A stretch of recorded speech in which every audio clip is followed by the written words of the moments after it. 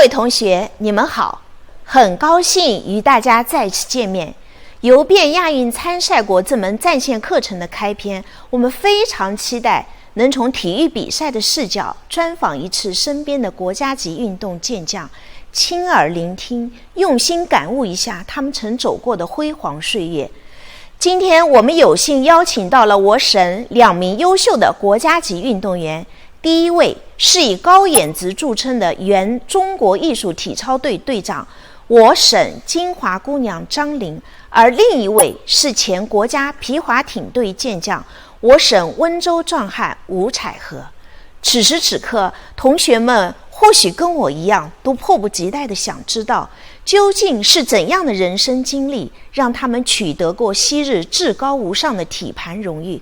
大家又能从冠军选手们的身上学到哪些呢？让我们一起来聆听他们的故事吧。各位同学，你们好！坐在我旁边的这2位呢，都曾是国家级的这个运动健将，便都取得了骄人的这个佳绩。一位呢是皮划艇的运动员吴彩荷，那另一位呢是艺术体操的运动员张琳。一般同学们在看到的呢，皮划艇项目呢，一般是双人、单人。那么有些运动员呢，有这个跪着划的，有坐着划的。那么胡老师，你能不能给我们简单的介绍一下，为什么有跪着、有坐着这样的划？好的。皮划艇我们是一个简称，其实它应该是皮艇和划艇，这是2个不同的项目，所以我们简称皮划艇。那么我呢是划艇运动员。首先呢，我先讲一下这个皮艇和划艇的区别。皮艇呢，它是运动员坐在艇里，然后呢是一把桨，两端各有一个桨叶，左右交替划船，那么是向前划。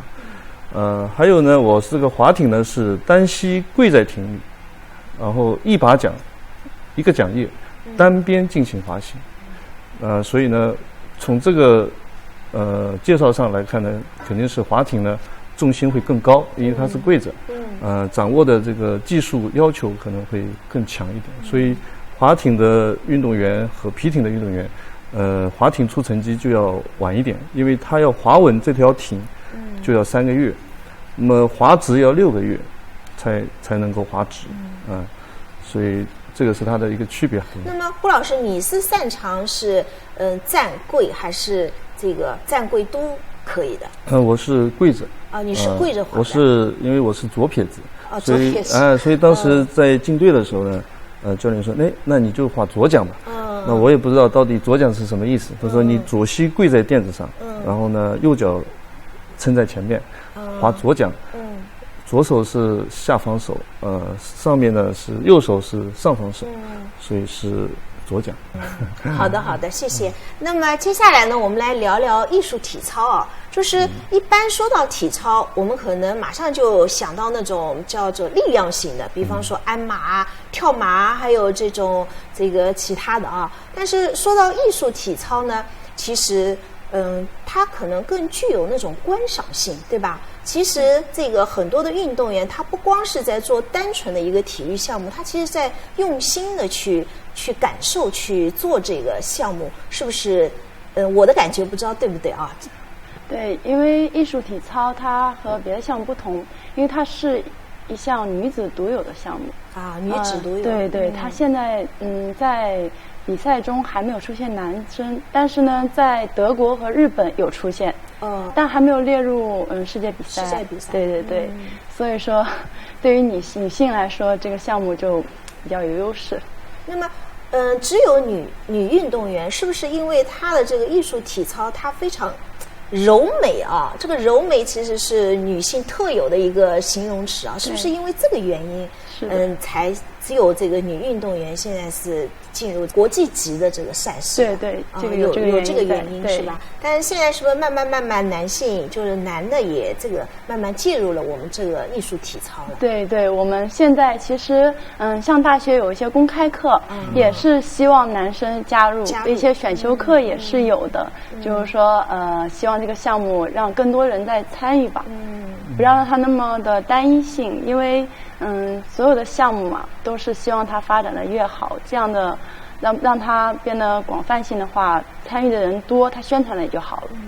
那么你们两位在自己的这个运动生涯当中啊，有没有感觉到最高光的时刻？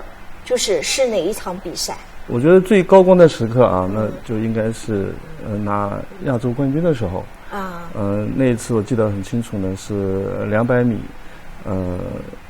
当我到终点的时候呢，其实当时内心是非常激动啊，觉得是为国争光嘛啊。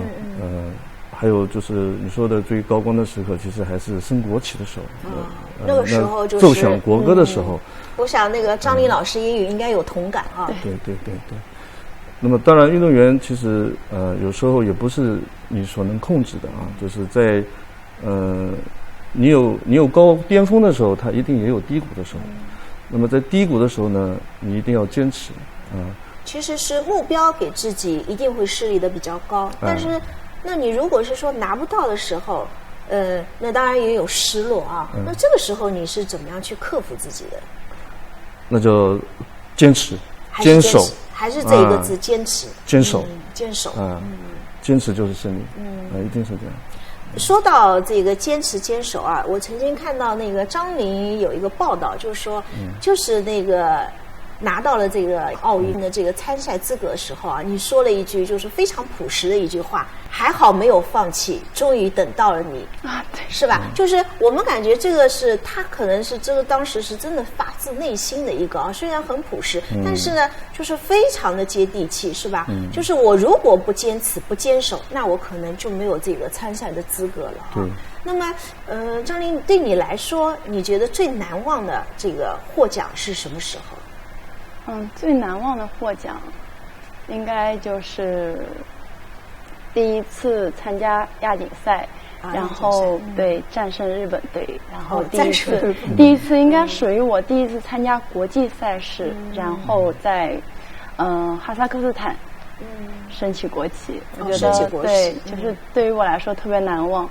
因为进国家队来说，对我来说是特别特别难。我是3进3出，3进3出。对，第一次去觉得是年龄太小了，第二次呢可能觉得我的技术方面还不够成熟。其实第3次去的时候，我的年纪已经算是国家队算是大的了，也不算是说那种小朋友进去了。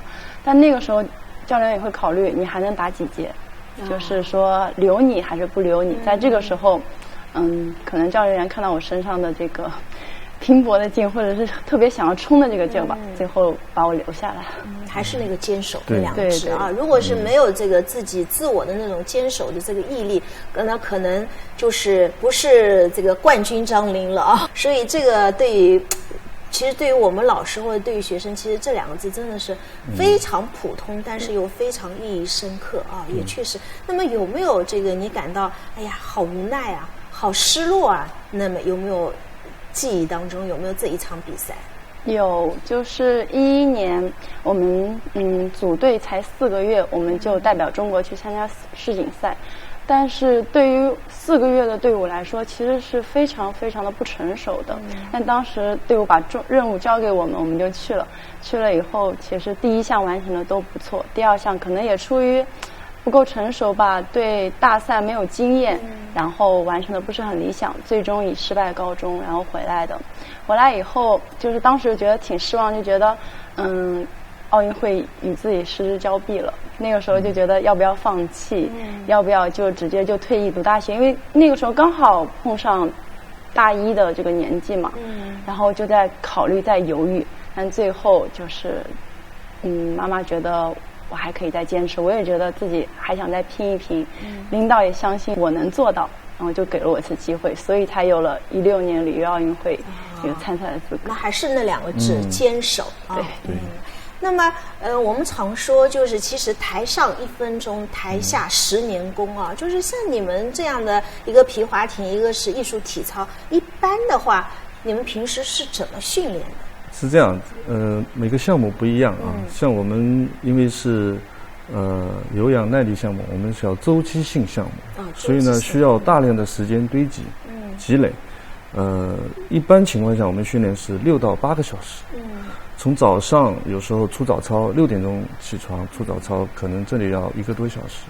然后到8点半开始训练正课的时候，这里可能应该是3个小时。然后中午休息吃饭，然后到下午，又是3个小时。那有时候你达不到教练的要求，可能晚上还要加班，加练。对，其实这个时间真的还是蛮长的。如果没有一个吃苦耐劳的干劲的话，是坚持不了。所以当运动员还是非常苦的，非常苦的。那张琳，你们这个艺术体操是不是跟那个胡老师他们也一样呢？对，我们也是用时间来堆积的，用时间来堆积。对。但我觉得我记忆最深的教练一句话就是：离明天的天亮还有多少个小时，不着急，我们慢慢练。那么像这个运动项目，其实都是要付出很多的这个体力啊，因为你要训练嘛，是吧？但是艺术体操跟其他的这个体操又不一样，它还得要保持它的这个很好的身材。那么保持很好的身材的话，可能是不是在你们的这个很多时候，就特别是我想这个艺术体操队的这个都是年纪很小的啊，那个时候其实是最喜欢吃、最喜欢玩的时候啊。那么像你们像这种情况，怎么样去控制自己？哎呀，不要多吃，有没有什么很好的方法呢？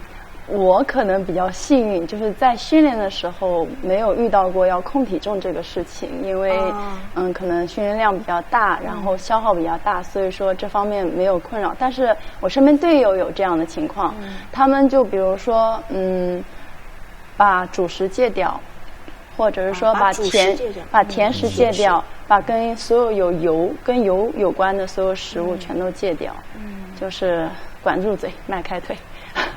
这个如果没有一个很坚定的信念，就是说对于这个运动或者对于这个自己所从事的事业没有一个很好的这个热情跟这个，确实是难熬。特别是像这个你说甜品不能吃，这个不能吃，那真的是还是比较这个辛苦，是吧？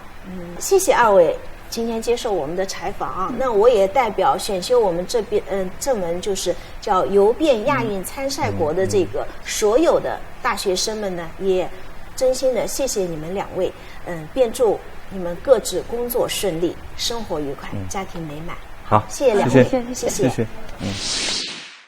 同学们，我们今天有幸采访到了我省也是我国优秀的运动健将皮划艇健将吴彩禾和艺术体操健将张琳，一起聆听了他们昔日是如何把最美好的青春绽放在体育场上的经历，着实让人敬佩。他们不愧为是人生的大赢家，值得我们每一位大学生向他们好好学习。下一讲我要单独采访集美貌与好身材为一身的张琳，她曾是前国家艺术体操队的队长，退役后华丽转身为浙江大学教师，这背后一定有许多不为人知的故事，是不是非常值得期待？那么就让同学们在无比期待中继续收看接下来的教学视频吧。同学们，谢谢你们的收看，我们下次再见。